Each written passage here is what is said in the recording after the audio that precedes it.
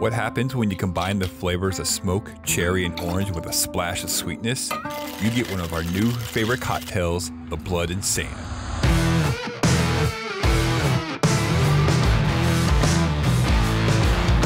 My name is Carl, and welcome to Alchemix, where we'll teach you how to create craft cocktails and improve your home bartending skills.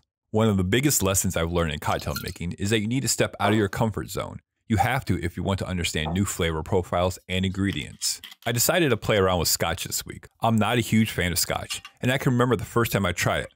My only thought was, how do people drink this stuff? But Riley likes it, and we have a couple of bottles, so I figured, why not? I played around with scotches whose tastes were more smoky than peaty, and I found Auchentoshan's 12-year single malt. I sometimes make a scotch old-fashioned with it. It's a very enjoyable alternative. But this was about the extent of my scotch drinking. After I left bartending, I really never ordered a drink with it, and I never kept a bottle of scotch in the house. Then about 3 months ago, Riley and I bought our first bottle of scotch.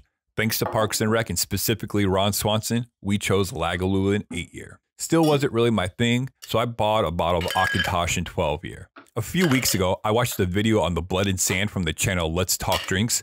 I had never tried this cocktail, but I realized we had all the ingredients for this. Riley and I decided to make one up. We were both floored by how great it was.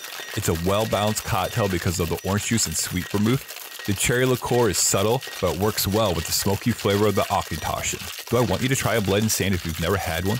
Absolutely yes. It might be one of our new go-to cocktails. The biggest thing I want you to take away from this video is that you don't have to and shouldn't settle for ingredients you're comfortable with.